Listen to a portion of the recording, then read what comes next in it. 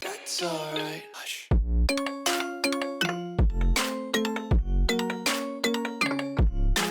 Yo guys, what is up? Max on Outriders video, and today we're going over my bottom tree Seismic Devastator build. Now, there's a lot of different setups that I've tested for this build, a lot of different ways that you could spec, a lot of different abilities that you could use, but I found this to be the absolute best. I can now out damage my Technomancer friends in expeditions. I'm out damaging my other Devastator friends running other seismic based bottom tree builds. So I know that we're doing something good here, and there's a little trick that has just like pushed my damage over the edge on this build, hitting for 5 million damage in a single cast, which I want to break down for you guys today. If you do learn anything from the video, if you enjoy it, be sure to drop a like, comment, and subscribe. And with that, guys, let's get right into it.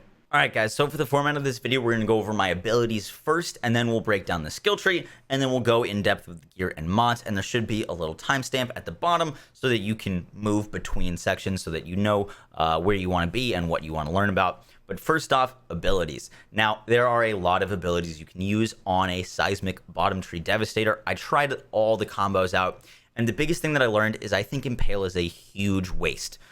Genuinely, I've tried speedrunning with 5 Impale mods to give it as much damage. I had all the seismic set bonuses for Impale with all of its mods, and it just never could put out as much damage as, for example, Moaning Winds. Moaning Winds is a mod that I've used to substitute in for crazy damage.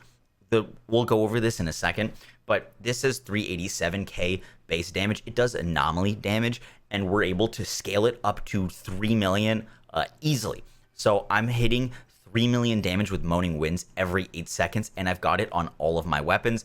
This is just so much better than Impale, and I can use more mods on my gear to give Moaning Winds better damage. It's got better radius, and if you want to use Impale, that is more than fine. I genuinely just don't think it's worth for the amount of mod slots that it takes up to make it worthwhile, and I think you're just going to have a much better time on Devastator if you skip out on Impale and rock Earthquake, Golem, Gravity Leap. Now, our mods in our skill tree will showcase while we're using this, but spamming Earthquake, Golem for the anomaly boost, and then Gravity Leap for the Despair mod that we're using. Here is our skill tree. We're using Anomaly Reservoir, increase your anomaly power, cooldown. We went as much resistance piercings as we can. We picked up strong armor of the anomaly because I'm going to be punching a lot to inflict bleed, which is going to give me more resistance piercing. We're using Paladin because of Golem to give us that more anomaly boost.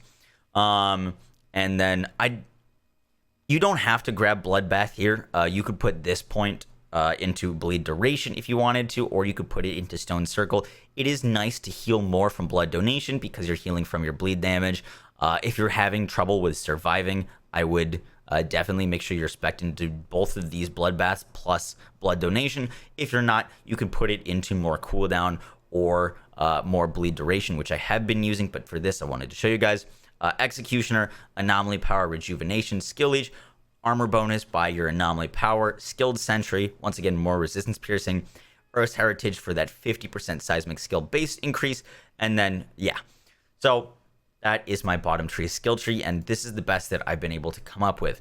Now, for our gear and our build, once again, my gear isn't perfect, and we'll talk about that in a second, but the biggest thing that's helped me on Devastator clear content quickly is Moaning Winds. When you reload, you do this 387k damage to enemies in a range of 8 meters. This is a huge radius, and it scales with all of our blood increases, and it also does anomaly damage. So what we're doing with this build is I've got Moaning Winds on my Guillotine, which is Radiation Splash. Reloading causes a small explosion that inflicts vulnerable, which does 122k damage on a 5-meter radius. So I'm going to be reloading this thing, inflicting vulnerable and Moaning Winds. I've got the Anemo, which is my main weapon that I'm holding with Moaning Winds and Fortress. I'll be holding this when I'm using my abilities so that they get that 43% damage bonus on my abilities. And then I've got Torment and Agony with Judgment Enforcer and Moaning Winds. Now, you can't actually use 2 Anemo. If you use 2 Anemo, your cooldown of Moaning Winds will be shared, so you can't do that. So this is the setup that I've been using. And the reason Moaning Winds is so strong and the reason I don't use Impale is its AoE and its damage, but because it works with Despair. Gravity Leap. Enemies within the radius of Gravity Leap will receive 1.5 times more anomaly damage for 5 seconds. I'm rocking this with Double Jump. I can use it twice, and then I'm focusing on Tainted Blood and Blood Boost with my Seismic set. So I've got 50% more damage towards bleeding enemies. I've got that 15% from Blood Boost, and I've got that 25% from Tainted Blood. This gives me 85, 25, 15, 30, 85 more damage against bleeding targets. Plus Despair is going to give me 3 times the damage of Anemo. And when I jump into a crowd with Despair, which is going to do AoE debuff, and then I reload my weapons, I can clear an entire room because Moaning Winds will be hitting for 2.5 to 3 million damage easily. It is ridiculous damage. It is such a low cooldown, and you can spam it across your weapons. And then I'm using Earthquake for the rest of my damage with all of the Earthquake mods that I can run that are worthwhile. So just to go through my gear real quick, I have Blood Boost and Blood Shock. Earthquake inflicts bleed and Blood Boost. This Seismic helmet, I took off the Impale mods. Once again, I don't think Impale is worth it. This extra Quake for an extra activation of my Earthquake and Double Jump. The best rolls that you could get on your gear are Anomaly Power, Cooldown Reduction, and Status Power. I don't really have that on any of the pieces of gear except for the Seismic Commander legs, just because they come with that. My gloves, honestly, right now are pretty trash. I need cooldown. And I would like to get the Seismic Commander's armor.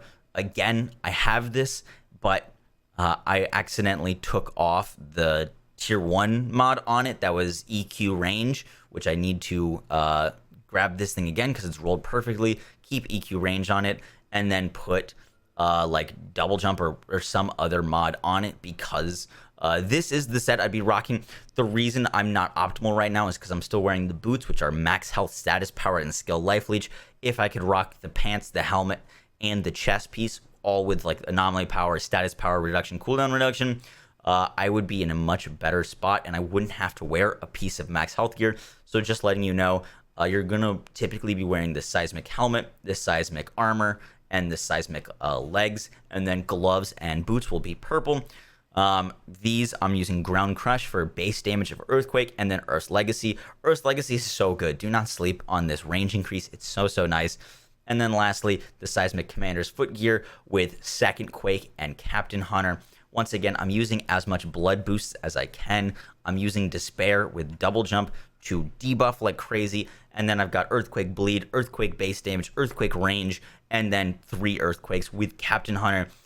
This setup destroys everything, and it's not even optimal yet. I still need cooldown on this. My cooldown on Earthquake is bad.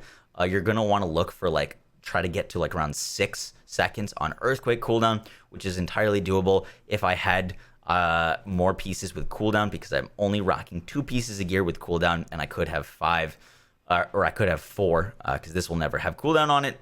But yeah, guys, that is the setup. Basically, you jump in with Moaning Winds, or you jump in with Despair, melee to get that resistance piercing proc Paladin, and then just go to town with Moaning Winds and Earthquake.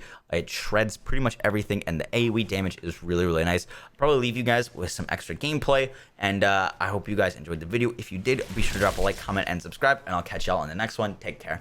Peace.